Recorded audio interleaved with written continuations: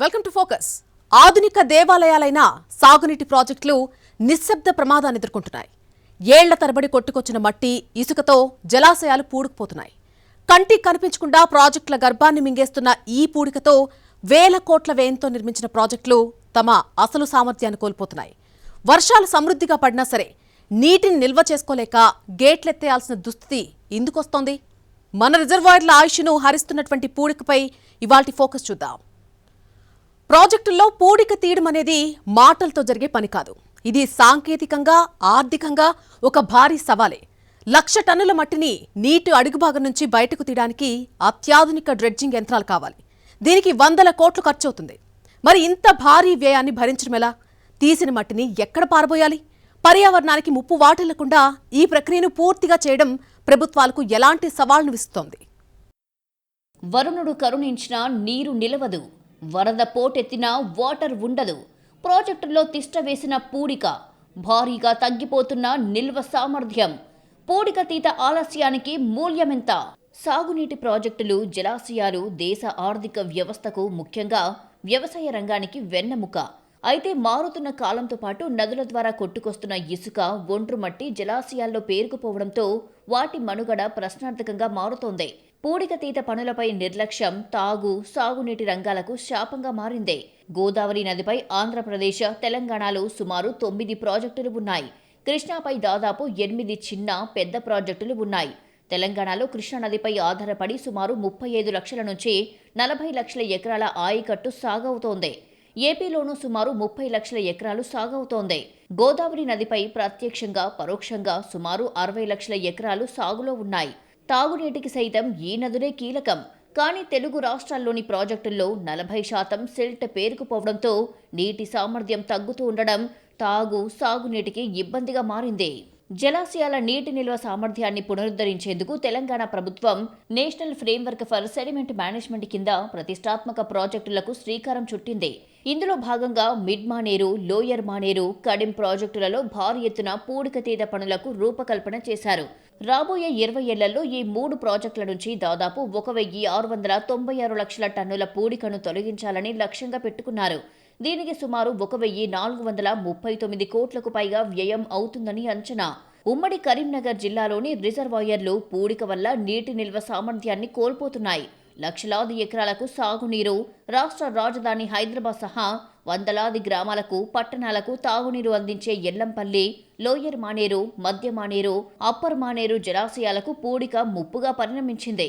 Lower మానేరులో ఇటీవల పూడిక తీత ప్రక్రియ ప్రారంభించినప్పటికీ అనుకున్న లక్ష్యం మేరకు సాగడం లేదు. ఎల్నినో పరిస్థితుల నేపథ్యంలో ప్రాజెక్టుల సామర్థ్యం, ప్రాజెక్టులో పూడికతీత అంశం మరొకసారి తెరపైకి వచ్చింది. ప్రాజెక్టులో పూడిక భారీగా పేరుకుపోయింది. తెలుగు రాష్ట్రాల్లోని అన్ని ప్రాజెక్టుల్లో కూడా దాదాపుగా 40% మేర పూడిక పేరుకుపోయిందని చెప్పేసి నిపుణులు చెప్తున్న నేపథ్యంలో ఒక ఆందోళన కలిగించే అంశంగా ఈ అంశాన్ని మనం చెప్పవచ్చు. ఈ నేపథ్యంలోనే మనం ఉమ్మడి కరీంనగర్ జిల్లా అనేది ఇరిగేషన్ హబ్గా పేరుగాంచింది. ఇక్కడ రిజర్వాయర్ల హబ్గా అంటారు దీన్ని. ఎందుకంటే ఎల్లంపల్లి ప్రాజెక్టు, తర్వాత మధ్య మానేరు, లోయర్ మానేరు, అప్పర్ మానేరు, ఇటువంటి జలాశయాలన్నీ కూడా ఉన్న ఈ జిల్లాలో ఈ ఇరిగేషన్ రంగానికి అయితే చాలా కీలకమైన అంశం. ఇక్కడ ఈ జలాశయాల్లో కూడా పూడిక ఉంది. అయితే కొన్ని రిజర్వాయర్లలో ఇప్పటికే పూడికతీత ప్రక్రియ ప్రారంభించారు. ఆ పూడికతీత ప్రక్రియ ఏ విధంగా ఉంది, అసలు రైతులు ఏమంటున్నారు, ఆ రైతులు కోరుకుంటున్నది ఏమిటి, అసలు ప్రభుత్వం చేస్తున్నది ఏంటి అనే అంశాలపైన ఇక్కడ కొంతమంది రైతులు ఉన్నారు, రైతు సంఘం నేతలు ఉన్నారు. వాళ్ళని అడిగి తెలుసుకునే ప్రయత్నం చేద్దాం. ఎల్ఎండిలో ఈ పూడికతీత ప్రక్రియ ప్రారంభించారు. అసలు ఎలా కొనసాగుతుంది? ఈ పూడికతీత పనులు చేపట్టారు, కానీ ఇక్కడ ఇసుక కోసం జరుగుతున్నట్టున్నది, కానీ నిజమైన పూడికతీత పనులు జరగడం లేదు. ఆ ఇసుక కనబడ్డ ప్రాంతంలోనే ఇసుక తీసి వాళ్ళకు అవసరాలకు వాటి వీటికి వినియోగిస్తున్నారు తప్పించి నిజమైన పూడిక తీస్తే ఇవాళ శివారు ప్రాంతాల నుండే మా పొలాలకు కానీ నీళ్ళు వచ్చే పరిస్థితి ఉంటుంది. ఇవాళ డ్యామ్లో ఇవాళ డెడ్ స్టోరేజ్లో వాటర్ ఉండే పరిస్థితి వచ్చింది. ఈ డ్యామ్ నిండే పరిస్థితి లేనప్పుడు మా పొలాలు కూడా ఎండిపోతాయి. ఒక్క టీఎంసీ నిజంగా వాళ్ళు చిత్తశుద్ధితోనే ఒక్క టీఎంసీ ఇక్కడ కరెక్ట్గా వేయగలిగితే ఒక 10,000 ఎకరాలకు సంబంధించి అక్కడ వ్యవసాయ భూమికి నీరు అందే పరిస్థితి ఉంటుంది. అసొంటి పరిస్థితులల్లో ఈరోజు ఆ టీఎంసీ కూడా సద్వినియోగం అయ్యే పరిస్థితి లేకుండా మా నీళ్లు రాక మా పొలాలు ఎండిపోయే పరిస్థితి ఉంది. అత్యధిక ప్రజలు ఆధారపడే రైతాంగానికి చాలా కీలకమైనవి. కానీ ప్రభుత్వాలు ప్రాజెక్టులు కట్టిన అంత శ్రద్ధ తర్వాత వాటిని మెయింటెనెన్స్ చేయకపోవడం చాలా బాధాకరం. ఈ పూడికతీత అనేది కార్యక్రమం చేపట్టకపోవడంతో డ్యామ్లకు కూడా ప్రమాదకరంగా తయారయ్యే అవకాశం ఉంది. తద్వారా ఇప్పుడు వాటర్ కూడా స్టోరేజ్ చేయలేకపోతుండ్రు. 24 టీఎంసీలు చెప్పబడే ఈ ఎల్ఎండి లోయర్ మేనర్ డ్యాంలో కనీసం ఫుల్ డ్యామ్ నిండినప్పుడు కూడా మనకు అది 18 టీఎంసీలు వాటర్ మాత్రమే వస్తున్నట్టుగా కొందరు చెప్తున్నారు. ఇటువంటి నిర్లక్ష్యం వలన ఇప్పుడు కరువు పరిస్థితులు నెలకొన్న ఎల్నినో పరిస్థితుల వల్ల కరువు పరిస్థితుల వల్ల ఇప్పుడు డెడ్ స్టోరేజ్కి పడిపోయిన డ్యాము ఇప్పుడు మనకు అవకాశం ఉంది. ఇప్పటికైనా పూడిక తీసే అవకాశం ఉంది. కానీ పాలకులు దీనిపై విస్మరిస్తున్నారు. దీనివల్ల సాగునీరుకి తాగునీరుకి చాలా ఇబ్బంది. కరీంనగర్ పట్టణానికి కూడా తాగునీరుకి ఇప్పుడు చాలా ఇబ్బందికరమైన పరిస్థితులు ఉన్నాయి. దీనిపై ప్రభుత్వం వెంటనే చర్యలు తీసుకొని ఈ పూడికతీత పనులను వెంటనే చేపట్టాలని కోరుచున్నాం. ఇది 4 లక్షల ఎకరాల సాగునీరుకు ఇది ఉపయోగకరము. అట్లాగే వరంగల్, కరీంనగర్ 2 జిల్లాలకు తాగునీరు అందించేటువంటి కల్పతరు ఇది 24.2 టీఎంసీలు ఉండాల్సినటువంటి స్టోరేజ్ ఇలా 21.9 అని అధికారులే గణాంకాలు చెప్తున్నారు. వాస్తవానికి ఇంకా సత్యదూరంగా ఉంది. 18 నుంచి 19 టీఎంసీల నిల్వ మాత్రమే ఉండేటువంటి అవకాశం ఉంది. కారణం సిల్ట్ పెరిగిపోయింది. ఆ వాగులు వంకల ద్వారా వచ్చినటువంటి మట్టి పూడిక తీయకపోవడంతో అది పెరిగిపోయి నీటి సామర్థ్యం తగ్గింది. 6,648 చదరపు కిలోమీటర్లు ఉన్నటువంటి యాక్టివ్గా ఉన్న నేచర్లు ఇవాళ మొత్తం కూడా కుంగిపోయినటువంటి పరిస్థితి కనిపిస్తూ ఉంది. అది దగ్గరికి వస్తున్నటువంటి పరిస్థితి కనిపిస్తుంది. ఖమ్మం జిల్లాలోని రిజర్వాయర్లు పూడికతో నిండిపోతున్నాయి. దీంతో నీటి పరిమాణం బాగా తగ్గిపోయింది. ఉమ్మడి జిల్లాలో పాలేరు, వైరా, లంకసాగర్, కిన్నెరసాని, పెద్దవాగు, తాలిపేరు ప్రాజెక్టుల్లో పూడిక పేరుకొనిపోయింది. ఖమ్మం, భద్రాద్రి ఈ 2 జిల్లాల్లో ఉన్న ప్రాజెక్టులను కూడా మధ్యతర ప్రాజెక్టులే. ప్రధానంగా భారీ ప్రాజెక్టులు లేవు కానీ మధ్యతర ప్రాజెక్టులు మాత్రమే ఈ జిల్లాలో ఉన్నాయి. ఈ జిల్లాలో ఉన్న ఈ ప్రాజెక్టులకు సంబంధించి పాలేరు, అదేవిధంగా వైరా రిజర్వాయరు, లంకాసాగర్, అదేవిధంగా భద్రాద్రి కొత్తగూడెం జిల్లాలో కిన్నెరసాని, తాలిపేరు ప్రాజెక్టులు ఉన్నాయి, పెద్దవాగు ప్రాజెక్టులు ఉన్నాయి. ఇవన్నీ కూడా దాదాపుగా 100 సంవత్సరాల క్రితం నిర్మించిన ప్రాజెక్టులు. ఆనాడు నైజాం సర్కార్ హయాంలో నిర్మించిన ప్రాజెక్టులు. ఈ ప్రాజెక్టులన్నీ కూడా అంటే దాదాపు వైశాల్యము తగ్గిపోతుంది, అదేవిధంగా పూడిక కూడా పెరిగిపోతున్న పరిస్థితి ఉంది. దీంతో నీటి పరిణామం కూడా గతంలో ఎంతైతే టీఎంసీలు సేవ్ అయిందో ఆ తర్వాత కొంత ఎక్స్పాన్షన్ చేసినప్పటికీ పూడిక వల్ల పెరిగిపోవటం వల్ల కొంత సమస్య అవుతుంది. పెద్ద పెద్ద ప్రాజెక్టులే కాదు, ఇవన్నీ కూడా మధ్యతర ప్రాజెక్టులు. ఇటు నాగర్ సాగర్, అదేవిధంగా వర్షాధారం మీద వచ్చే రిజర్వాయర్లు ఉన్నాయి. ఈ రిజర్వాయర్లో కొంత పూడికతీత అనేది సమస్య ఉంది. దీనికి సంబంధించి మాట్లాడడానికి మన ముందు రైతులు కూడా ఉన్నారు. మీరు చెప్పండి, ఏంటి రిజర్వాయర్లో ఇప్పుడున్న సిచ్యువేషన్ ఏంటి? ప్రజెంట్ సిచ్యువేషన్ వచ్చేసి వాటర్ అయితే ఇప్పుడు మొన్న వర్షం వల్ల వచ్చినాయి. దీని యొక్క కెపాసిటీ 24 అడుగులు. అయితే 24 అంటే ఆ రోజున్న లోతును బట్టి మరి ఇప్పుడు వచ్చేసి అనేక రకాలైన వరదలు చాలా అక్కడ మన వరంగల్ నుంచి మహబూబాబాద్ నుంచి వచ్చినటువంటి వరదల వల్ల చెరువు వచ్చేసి మొత్తం పూడిపోయింది. 24 ఫీట్లని అనుకుంటున్నాం కానీ అది అంత లోతు ఉండదు. ఒక 2 రోజులు ఖచ్చితంగా పెద్ద కాలం ఒక ఉంది, 2 రోజులు ఇడిస్తుంది చెరువుతోనే మొత్తం ల్యాండ్ మొత్తం బయటకు వెళ్తుంది. కాబట్టి గవర్నమెంట్ ఈ చెరువు మీద దృష్టి పెట్టి పూడిక తీసినట్టయితే తీసి ఈ చెరువుకు చుట్టూ దానికి బౌండరీ ఉంది. అది ఈ చెరువు వైశాల్యం మొత్తం 14,926 హెక్టార్లు. దీన్ని ఆ బౌండరీని ఈ మట్టి తీసేసి ఆ బౌండరీకి వేసినట్టయితే నీటి యొక్క కెపాసిటీ పెరుగుతుంది. మళ్ళీ పూర్వం యొక్క ఎంతైతే లోతుందో ఎంత వాటర్ ఆగిందో అంత వాటర్ ఆగే అవకాశం ఉంది. ఆ విధంగా నీళ్ళు ఎక్కువ ఆగటం వల్ల, పరిమాణం ఎక్కువ ఆగటం వల్ల ఇప్పుడు భూములకు సాగుదలకు మంచి నీళ్ళు అందే అవకాశం ఉంటుంది. రైతులకు ఉపయోగపడే ఈ పాలే రిజర్వాయర్ మాత్రానికి 3 జిల్లాలకి నీటి సరఫరా అందిస్తుంది. ఇక్కడ ఉన్న తెలంగాణ రాష్ట్రంలో ఖమ్మం జిల్లాకే కాకుండా ఇతర జిల్లాలకే కాకుండా ఆంధ్రాకు కూడా ఈ నీళ్లు ఉపయోగపడుతున్నాయి. ఇది 24 అడుగుల లోతున్న ఈ ప్రాజెక్టుని మొత్తం కొంతమంది దగ్గర 100 ఎకరాలు కబ్జా చేసుకున్నారు. ఆ కబ్జాతో పాటుగా మొత్తం పూడిపోయింది కూడా. ఇది నవాబులు పరిపాలనప్పుడు కట్టిన ప్రాజెక్ట్. ఇది వాస్తవంగా ఈ నవాబులు కట్టిన పరిపాలన ఉన్న వ్యవస్థని ఈ రాజకీయ వ్యవస్థ నిర్మాణం వచ్చాక పూర్తిగా కుంటుపడిపోయింది. రైతుని గాని వాటర్ సప్లై గాని ఆ రైతుకు అందుబాటులో ఉన్న రాజకీయ నాయకులు ఉపయోగించుకోవడం గాని ఎలాంటి లేకుండా రైతును కుంటుపడేస్తారు పూర్తిగా. ఇది బాగా ఎందుకంటే రైతు కన్నీరుతో పండిస్తున్నట్టు పంటలో పూడిక తీసేస్తే రైతుకి మేలైద్ది. వాస్తవంగా కరువు సమస్య అనేది ఉండదు. మెయిన్ కరువు సమస్య అనేది అసలు ఉండదు. ఈ పాలేరు నియోజకవర్గంలో ఈ పాలేరు ఆయకట్టు రిజర్వాయర్ రైతుకి ఎప్పుడూ కరువు అనేది రానిది కూడా రానిది. కాబట్టి గవర్నమెంట్ దృష్టిలో పెట్టేసి రైతుని అందుబాటులో పెట్టేసుకొని రైతుని దృష్టిలో పెట్టుకొని వాళ్ళు ఈ రిజర్వాయర్ని పూడక తీస్తే బ్రహ్మాండంగా ఉంటుందని చెప్పేసి మేము కోరుతున్నాం. Central water commission CWC, Indian institute of science education and research IISER తాజా నివేదికలు ప్రాజెక్టుల్లో పూడికతీత అలక్ష్యాన్ని చాటి చెబుతున్నాయి.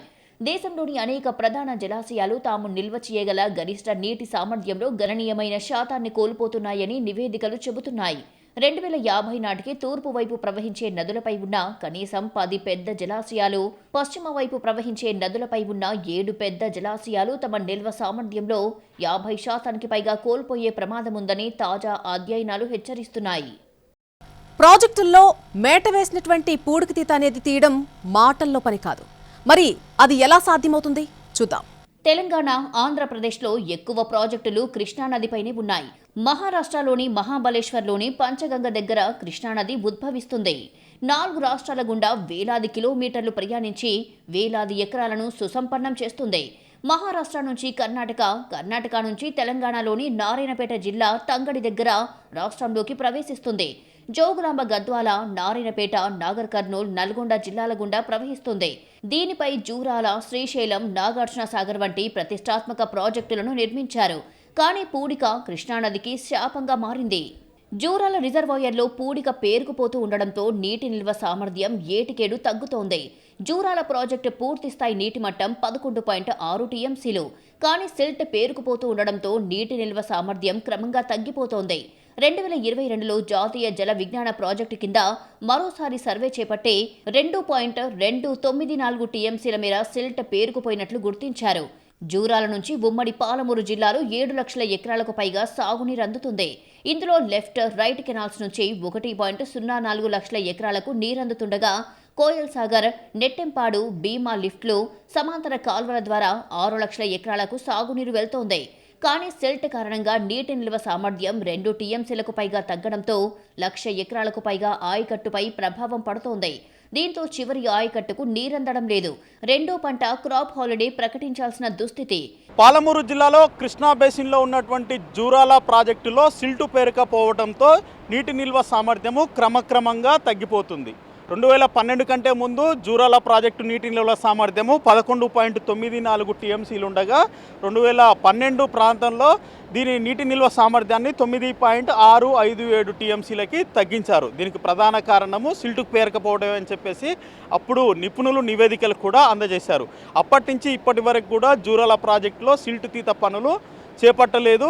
ప్రధానంగా 9.5 టీఎంసీల నీటి నిల్వ సామర్థ్యం ఉన్నటువంటి జూరాల ప్రాజెక్టులో దాదాపు 2.294 టీఎంసీల మేర సిల్టు పేరకపోయినట్లుగా అధికారులు ధృవీకరించారు. దానికి సంబంధించినటువంటి నివేదికలు కూడా సిడబ్ల్యూసితో పాటు నీటిపారుదల శాఖ ఉన్నతాధికారులకి అందజేశారు. అయితే 2022 నుంచి ఇప్పటి వరకు పలు సందర్భాల్లో పూడికతీతకు సంబంధించి చర్యలు చేపట్టినప్పటికీ కూడా అవేవి ముందుకు సాగలేదనే ప్రధానంగా చెప్పాలి. మనం ప్రస్తుతం జూరాల జలాశయం వద్ద ఉన్నాము.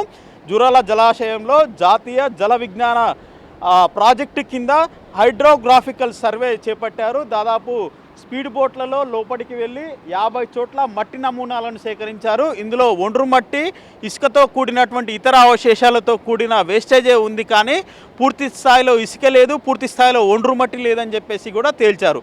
ఈ నివేదికలు ఉన్నతాధికారులకు చేరాయి. ఆ తర్వాత వెరీ షార్ట్లో అంటే అతి త్వరలో పూడికతీత పనులు చేపడతామని అధికారులు ప్రకటించినప్పటికీ కూడా అవేవి కూడా పట్టాలెక్కలేదని చెప్పేసి మనం ప్రధానంగా పేర్కొనాలి.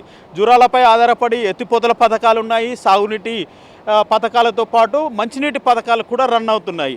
అయితే ప్రస్తుతం 9.5 టీఎంసీలు అని చెప్తున్నప్పటికీ కూడా 2 టీఎంసీలకు పైగా సిల్టు పేరుకపోవడంతో నీటి నిల్వ సామర్థ్యము 7 టీఎంసీలకే పరిమితమైంది. అందులో కూడా సిడబ్ల్యూసి నిబంధనల ప్రకారము 75% మేరనే నీటి నిల్వ పెట్టాలి, అంతకు మించి పెట్టకూడదనే నిబంధనలు ఉన్న కారణంగా జూరాల ప్రాజెక్టులో 3.5 నుంచి 4 టీఎంసీల మేరనే నిల్వ ఉంచుతున్నటువంటి పరిస్థితి మనం గమనించవచ్చు. అయితే ఈ పరిస్థితి నుంచి బయటపడాలంటే పూర్తి స్థాయిలో సిల్టు తొలగిస్తే 2.5 టీఎంసీల మేర నీటి నిల్వ సామర్థ్యం పెరుగుతుంది. అప్పుడు నిబంధనల ప్రకారం నీటి నిల్వ ఉంచినప్పటికీ కూడా 6.5 నుంచి 7 టీఎంసీల మేర నిల్వ ఉంచే అవకాశం ఉంది. కాబట్టి ఆ దిశగా చర్యలు చేపట్టాలని చెప్పేసి జిల్లాలో ఉన్నటువంటి రైతాంగం ప్రజల నుంచి డిమాండ్ వినిపిస్తూ ఉంది. జూరాల జలాశయాన్ని పూర్తి స్థాయిలో సిల్టు తొలగించడంతో పాటు నిల్వ సామర్థ్యాన్ని పెంచే దిశగా చర్యలు తీసుకోవాలని చెప్పేసి స్థానికంగా ఉన్నటువంటి రైతాంగం కోరుతుంది. అయితే ఒకవేళ పూర్తి స్థాయిలో నిల్వ సామర్థ్యము పెంచితే క్రాప్ హాలిడేలు ఇక ఉండవు, తాగునీటి కోసం ఇక్కట్లు ఉండవు. వేసవి కాలంలో సైతము తాగునీటికి సాగునీటికి ఇబ్బంది లేకుండా చివరి ఆయకట్టు వరకు కూడా నీరిచ్చే అవకాశం ఉంటుందని చెప్పేసి నిపుణులు చెప్తున్నారు. జూరాల నుంచి బిరబిర కృష్ణమ్మ శ్రీశైలం వైపు పరుగులు పెడుతుంది. తెలుగు రాష్ట్రాలకు అత్యంత కీలకమైన ప్రాజెక్ట్ ఇది. కానీ శ్రీశైలం జలాశయంలో భారీగా పూడిక పేరుకుపోవడంతో నీటి నిల్వ సామర్థ్యం తగ్గిపోయింది. 2021లో ముంబైకి చెందిన 12 మంది నిపుణుల బృందం శ్రీశైలం జలాశయంలో హైడ్రోగ్రాఫిక్ సర్వే చేపట్టింది. 308 టీఎంసీల నీటి నిల్వ సామర్థ్యంతో నిర్మించిన శ్రీశైలం డ్యాం పూడిక పేరుకుపై 215 టీఎంసీల సామర్థ్యానికి తగ్గిపోయిందని తేలింది. శ్రీశైలం ప్రాజెక్టు భవిష్యత్తు అగమ్యగోచరంగా ఉంది. శ్రీశైలం ప్రాజెక్టులో పేరుకుపోతున్న పూడిక ఆందోళన కలిగిస్తోంది. దాదాపు 4.5 దశాబ్దాల కాలంలో 120 టీఎంసీల వరకు పూడిక పేరుకుపోయింది. ఇది భావితరాలకు శ్రీశైలం జలాశయం అందుతుందా అన్న అనుమానాలు కూడా వ్యక్తమవుతున్నాయి. 1960లో శ్రీశైలం జలాశయం నిర్మాణం ప్రారంభమైతే 1981లో ఈ ప్రాజెక్టును జాతికి అంకితం చేశారు. అప్పటి నుంచి ప్రతి 10 ఏళ్లకు ఒకసారి దాదాపు 25 నుంచి 30 టీఎంసీల నీటిలో సామర్థ్యం తగ్గుతూ వస్తుంది. అందుకు ప్రధాన కారణం జలాశయంలో పూడిక పేరుకుపోవడం అనేది నగ్న సత్యం. అడవులు నరికివేయడం, భూములు కోత గురి అవుతున్న నేపథ్యంలో శ్రీశైలం జలాశయంలో పూడిక చాలా వేగంగా పెరిగిపోతుంది. అలాగే 2009లో కురిసిన భారీ వర్షాలతో వచ్చిన వరదల్లో కూడా పూడిక ఎక్కువగా పేరుకుపోయిందని చెప్పొచ్చు. హైడ్రోగ్రాఫిక్ సర్వే ద్వారా జలాశయాల్లో ఎంత పూడిక పేరుకుపోయిందనేది నిపుణులు తేలుస్తారు. ఇప్పటి వరకు శ్రీశైలం జలాశయానికి 4 సార్లు హైడ్రోగ్రాఫిక్ సర్వే జరిగింది. చివరిగా 2021లో హైడ్రోగ్రాఫిక్ సర్వే శ్రీశైలం జలాశయంలో నిర్వహించారు. వాస్తవంగా శ్రీశైలం జలాశయం 308 టీఎంసీల నీటి నిల్వ సామర్థ్యం అయితే ప్రస్తుతం 215 టీఎంసీలు ఉంది. అయితే 2021లో నిర్వహించిన హైడ్రోగ్రాఫిక్ సర్వే గణాంకాలు ఇంకా వెల్లడి కాలేదు. ఇది వెల్లడైతే వాస్తవంగా ప్రస్తుతం శ్రీశైలం నీటి నిల్వ సామర్థ్యం 215 కాదు, ఇంకా తక్కువగానే ఉంటుంది. ఆ ఫలితాలు ఇంకా అధికారికంగా వెల్లడించలేదు.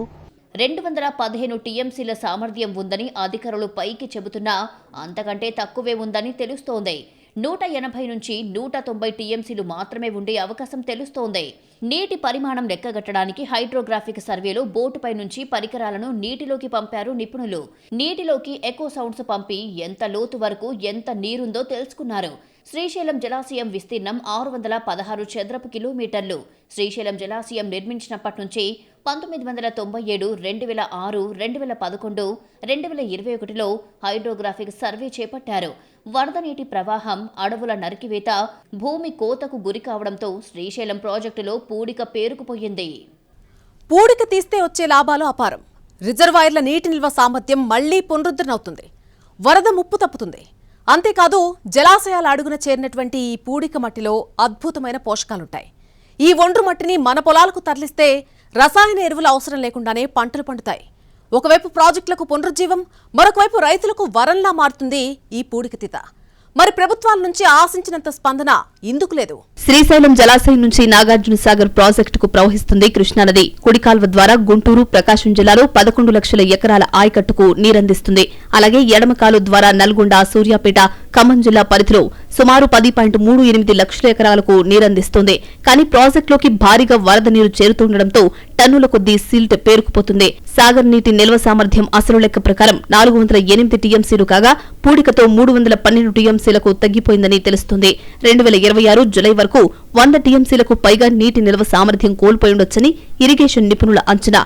నాగార్జున సాగర్ ప్రాజెక్టులో పూడిక నాగార్జున సాగర్ ప్రాజెక్టు నీటి నిల్వ సామర్థ్యాన్ని భారీగా తగ్గిస్తుంది. ఇప్పటివరకున్న అంచనాల ప్రకారం నాగార్జున సాగర్ ప్రాజెక్టులో 96 టీఎంసీల నీటి నిల్వ సామర్థ్యం తగ్గిందనేది సాగునీటి రంగ నిపుణులు అంచనా వేస్తూ ఉన్నారు. నాగార్జున సాగర్ ప్రాజెక్టును డిజైన్ చేసిన సమయంలో 590 అడుగుల గరిష్ట నీటి మట్టానికి 408 టీఎంసీల నీటి నిల్వ సామర్థ్యంతో ప్రాజెక్టు డిజైన్ చేయడం జరిగింది. కానీ ప్రస్తుతం నాగార్జున సాగర్ ప్రాజెక్టులో 590 అడుగులకు నీటి మట్టం చేరుకుంటే 312 టీఎంసీల నీటి నిల్వ మాత్రమే ఉంటుంది. దాదాపుగా ఇప్పటివరకు ఉన్న అంచనాల ప్రకారం 96 టీఎంసీల నీటి నిల్వ సామర్థ్యం తగ్గినట్లుగా అధికారులు అంచనా వేస్తున్నారు. దీనికి సంబంధించి సిడబ్ల్యూసి కూడా అధికారికంగా నిర్ధారించింది.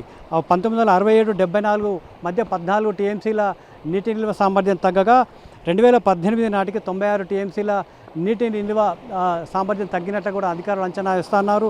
గడిచిన 8 ఏళ్లలో మరొక 10 టీఎంసీలు కూడా తగ్గిందని, నీటి నిల్వ సామర్థ్యం తగ్గిందని ఒక అంచనా ఉంది. ఈ నేపథ్యంలోనే ప్రస్తుతం 312 టీఎంసీల నీటి నిల్వ సామర్థ్యం అంటున్నప్పటికీ కూడా ఇది 300 నుంచి 302 టీఎంసీల మాత్రమే ఉంటుందనేది సాగునీటి రంగ నిపుణుల అంచనా. ఈ నేపథ్యంలోనే 60 ఏళ్లలోనే దాదాపుగా 106 టీఎంసీల నీటి నిల్వ సామర్థ్యం తగ్గిపోవడం ఆయకట్టు రైతాంగాన్ని ఆందోళనకు గురి చేస్తుంది. ముఖ్యంగా నాగార్జున సాగర్ ప్రాజెక్టుకు కృష్ణా పరివాహక ప్రాంతం నుంచి కురిసే వర్షాలు, ఇటు కర్ణాటకలో కూడా కురిసే వర్షాలే ప్రధాన ఆధారంగా ఉంటుంది. శ్రీశైలం జలాశయం దాటుకొని నాగార్జున సాగర్ ప్రాజెక్టులోకి వరద వస్తుంది. ఇటు శ్రీశైలం నుంచి వచ్చే క్రస్టిగేట్లను దాటుకొని వచ్చే సమయంలో ఇటు నల్లమల అడవి ప్రాంతం ఉంటుంది. కొండలు గుట్టల మధ్య కృష్ణమ్మ పరుగులు పెడుతుంది. ఈ క్రమంలోనే భారీగా ఒండ్రుమట్టి, ఇసుక, రాళ్ళు నీటిలో రావడం వల్ల నాగార్జున సాగర్ ప్రాజెక్టు పూర్తిగా పూడికకు ప్రధాన కారణం అనే అభిప్రాయం వ్యక్తమవుతుంది. ఈ పూడిక ప్రాజెక్టు క్రస్టిగేట్ల వరకు కూడా ఉంటున్న నేపథ్యంలోనే నీటి నిల్వ సామర్థ్యం భారీగా తగ్గింది అనేది ఒక అంచనా కూడా ఉంది. దాదాపుగా 60 ఏళ్లలో 106 నుంచి 108 టీఎంసీల నీటి నిల్వ సామర్థ్యం తగ్గిపోవడంతో రాబోయే రోజుల్లో నీటి నిల్వ సామర్థ్యం భారీగా తగ్గే అవకాశం ఉందని అధికారులు అంచనా వేస్తూ ఉన్నారు. ముఖ్యంగా 2009లో వచ్చిన భారీ వరద కారణంగా నాగార్జున సాగర్ ప్రాజెక్టుకు ఎక్కువ పూడింది అనేది సాగునీటి రంగ నిపుణులు అంచనా వేస్తున్నారు. మరొకవైపు 2019, 2020, 2021 3 సంవత్సరాల్లో కూడా భారీగా వచ్చిన వరద నాగార్జున సాగర్ ప్రాజెక్టు పూడికకు ఒక ప్రధాన కారణంగా కూడా చెప్తున్నారు. భారీగా అతి భారీగా వచ్చే వరదల కారణంగానే భారీగా పూడిక వస్తుందనేది సాగునీటి రంగ నిపుణులు చెప్తున్న పరిస్థితి అయితే ఉంది. ప్రస్తుతం నాగార్జున సాగర్ ప్రాజెక్టు అధికారికంగా పూర్తిస్థాయి నీటి మట్టం 312 టీఎంసీలు ఉన్నప్పటికీ అది ప్రస్తుతం 300 నుంచి 302 ఉండే అవకాశం ఉందనేది కూడా ఎగువ నుంచి వచ్చే వరదలు కావచ్చు, ఆ వరదలు వచ్చే పూడికను బట్టి అధికారులు అంచనా వేస్తున్నారు. ప్రతి సంవత్సరం ఇదే విధంగా అంటే ఒక టీఎంసీ నుంచి 1.5 టీఎంసీకి పైగా పూడుతుంది. కాబట్టి ఖచ్చితంగా పూడిక నివారణ చర్యలు తీసుకోవాలి. వీలైనంత వరకు టెక్నాలజీ ఉపయోగించి పూడిక తీస్తే బాగుంటుందని కూడా సాగునీటి రంగ నిపుణులు చెప్తా ఉన్నారు. పూడిక తీసే దానికంటే ముందుగా పూడికకు జరగకుండా తీసుకోవాల్సిన జాగ్రత్తలపైనే ప్రభుత్వం సీరియస్గా దృష్టి సారించాలని, ప్రాజెక్టు పైన ఆధారపడ్డ సాగు భూములను కాపాడాలని సాగునీటి రంగంలో సూచించిన పరిస్థితి అయితే ఉంది. పూడికతీతతో సాగునీటి కష్టాలు తీరుతాయి. ఏళ్ల తరబడి చేరిన బురద వల్ల జలాశయాల డెడ్ స్టోరేజ్ నిండిపోయి నీటి నిల్వ పడిపోతుంది. పూడికతీతతో రిజర్వాయర్ అసలు రూపానికొచ్చి నీటిని నిల్వ చేసుకునే పూర్తిస్థాయి సామర్థ్యం మళ్లీ లభిస్తుంది. తీసిన పూడికలో దాదాపు 20% నుంచి 25% వరకు నిర్మాణ రంగానికి పనికొచ్చే నాణ్యమైన ఇసుక లభిస్తుంది. దీనిని మైనింగ్ కార్పొరేషన్ల ద్వారా విక్రయిస్తే ప్రభుత్వానికి భారీగా ఆదాయం సమకూరుతుంది. డ్రెడ్జింగ్ తో బయటకు తీసే మిగతా మట్టి అత్యంత సారవంతమైన ఒండ్రు మట్టి. ఈ మట్టిని స్థానిక రైతులకు ఉచితంగా అందిస్తే పొలాల్లో రసాయనిక ఎరువుల వాడకం తగ్గి భూసారం, పంట దిగుబడులు గణనీయంగా పెరుగుతాయి. ఎక్కడెక్కడో బుల్లెట్ ట్రైన్ అని, మెట్రో రైన్ అని అక్కడ ఇక్కడ లక్షల కోట్లు, వేల కోట్లు ఖర్చు పెట్టి ఒక్కొక్క విగ్రహాలకు కూడా లక్షల కోట్లు ఖర్చు పెట్టి చేస్తున్నటువంటి ప్రభుత్వం మరి వ్యవసాయదారులకు, ప్రజలకు అవసరం వచ్చేటటువంటి యొక్క నాగార్జున డ్యామ్ని ఎందుకు పట్టించుకోరు? ఇప్పటికైనా కేంద్ర రాష్ట్ర ప్రభుత్వాలు సంయుక్తంగా ఉమ్మడి 2 తెలుగు రాష్ట్రాలు కేంద్ర ప్రభుత్వం స్పందించి ఈ యొక్క పూడికతీత తీసినట్లయితే తెలుగు రాష్ట్రాల ప్రజలందరికీ, లక్షల మందికి ఎంతో ప్రయోజనకరంగా ఉంటుంది. వ్యవసాయదారులకు అందరికీ అందుబాటులో వస్తుందని తెలియజేస్తున్నాం. ఈ సిల్టును తీసుకెళ్లి 2 రాష్ట్రాలు సుమారుగా 25 లక్షల ఎకరాలకి కూడా సరిపోయేంత పూడికిందులు ఉంది. ఇప్పుడు ఉన్న టీఎంసీలు 300 ఉన్నాయి. 408 టీఎంసీల నుంచి 300 కంటే అది 70 సంవత్సరాల్లో ఉన్న పూడికి ఎంత ఉంటుందో మరి ప్రజలు గ్రహించాలి. రైతులు దీనివల్ల పంట వేసుకోలేని పరిస్థితి. నీళ్లు వస్తున్నాయి కదా అని వాళ్ళు వేసుకుంటే చివరి ఆయకట్టు దాకా కూడా నీళ్లు పోలేని పరిస్థితి. జలాశయాలు పూడికతో నిండిపోతే చిన్నపాటి వర్షానికి నీళ్లు నిలవకుండా పొంగి పొర్లుతాయి. పూడిక తీత వల్ల వరద నీటిని ఒడిసిపట్టొచ్చు. దిగువ ప్రాంతాల ప్రజలకు ఆకస్మిక ముప్పు తప్పుతుంది. ప్రాజెక్టుల జీవితకాలం తగ్గిపోకుండా వాటి మనుగడను దశాబ్దాల పాటు పొడిగించడానికి పూడిక తీత ఒక్కటే సరైన మార్గం. వల్ల ఏదో ఒక విధంగా పైనుంచి వరద అయితే వస్తుంది, డ్యామ్ నిండుద్ది అన్న ఆనందంలో రైతన్నలు, అదేవిధంగా తాగునీరు అన్ని విధాలుగా ఉంటుంది. కానీ ఏదైతే ఈ డ్యాంలో గత 60-70 ఏళ్ల నుంచి ఉన్న పూడిక వలన నీటి నిల్వ ఎక్కువ ఉండకపోవడం వలన ఆ నీరు అనేది వృధాగా వెళ్ళిపోతుంది. అయితే లక్షలాది క్యూబిక్ మీటర్ల మట్టిని తవ్వి వేరు చేసి రవాణా చేయడం అత్యంత ఖర్చుతో కూడుకున్న పనిగా ప్రభుత్వాలు భావిస్తున్నాయి. జలాశయాల గర్భంలో తవ్వకాలతో జలచరాలకు, పర్యావరణ సమతుల్యతకు భంగం కలగకుండా కఠినమైన నిబంధనలు పాటించాల్సి ఉంటుంది. వర్షాకాలం ప్రారంభం కావడానికి ముందే ఈ ప్రక్రియను పూర్తి చేయడం పెద్ద సవాల్గా మారుతుంది. క్యాచ్మెంట్ ఏరియా ట్రీట్మెంట్లో భాగంగా మొక్కలు నాటడం, చెక్ డ్యాంలు నిర్మించడం ద్వారా మట్టి కోతను తగ్గించి పూడిక నేరుగా రిజర్వాయర్లోకి రాకుండా నిరోధించాలి.